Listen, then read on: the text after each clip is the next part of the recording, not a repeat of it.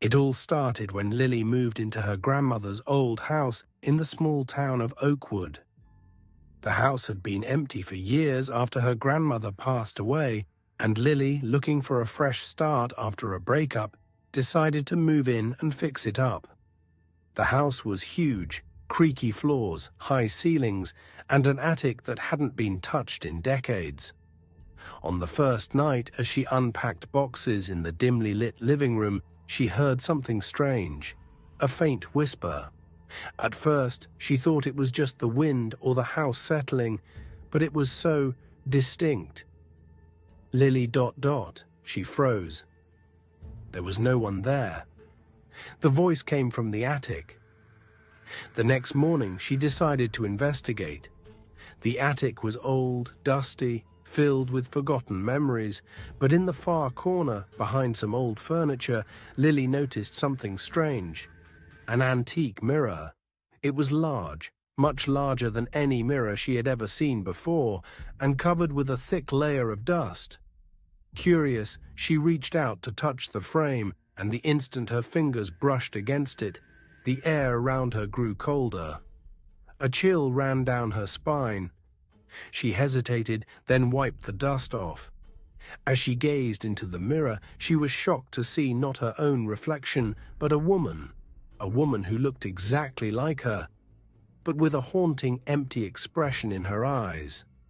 Lily blinked, rubbed her eyes, but when she looked again, the woman was still there, staring back at her. Suddenly, the woman in the mirror smiled. Lily stepped back, heart racing.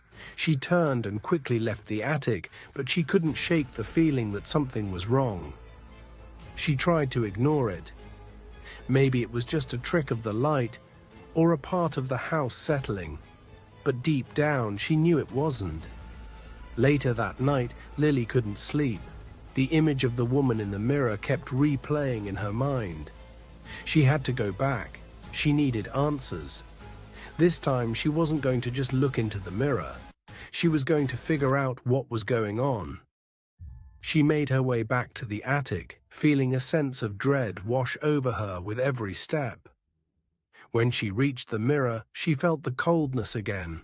She hesitated, then pressed her hand to the glass. The moment she touched it, everything changed. The reflection in the mirror shifted, and for a brief second, Lily saw herself standing there, her own face, pale and twisted, as though something was trying to break through. But it wasn't just her reflection anymore. There was something else behind her in the mirror, a shadow, a figure. Before she could react, the figure in the mirror reached out, and Lily felt an icy hand grab her wrist. She screamed and yanked away, stumbling backward into the attic wall. But when she looked again, the reflection was normal. It was her face again, staring back at her. But this time, her reflection didn't move. Lily panicked and ran down the stairs, not daring to look back. She locked herself in her room, breathing heavily, trying to convince herself it was all just her imagination. She stayed awake the entire night, but in the silence, she could hear faint whispers coming from the attic. The next day, things only got worse. Lily found more and more strange occurrences happening around the house. Objects would shift on their own, lights flickered, and the whispers from the attic grew louder. But every time she looked into the mirror, it was the same. The woman in the reflection was still there, smiling, watching her. One night, as Lily stood in front of the mirror, she noticed something horrifying.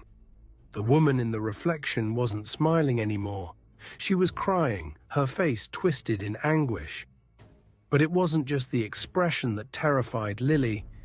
It was the fact that she was now moving on her own. The woman in the mirror raised her hand as if to reach out. Lily screamed, backing away from the glass, and that's when she saw it, the reflection of her own hand, reaching out to the woman in the mirror, but it wasn't her hand. It was the hand of the woman trapped behind the glass, pulling her. In a panic, Lily tried to pull herself away, but it felt like the mirror was pulling her closer, its cold surface pressing against her skin. She screamed again and managed to break free, falling backwards onto the floor. Desperate to escape, she ran downstairs, but the whispers were growing louder, closer. "Lily, join me." And that's when Lily realized the horrifying truth. The mirror wasn't just a mirror. It was a prison, and whoever, or whatever, was trapped behind it wanted to get out. The next day, the house was quiet again. But when the new owners arrived to check on the house, they found something strange in the attic.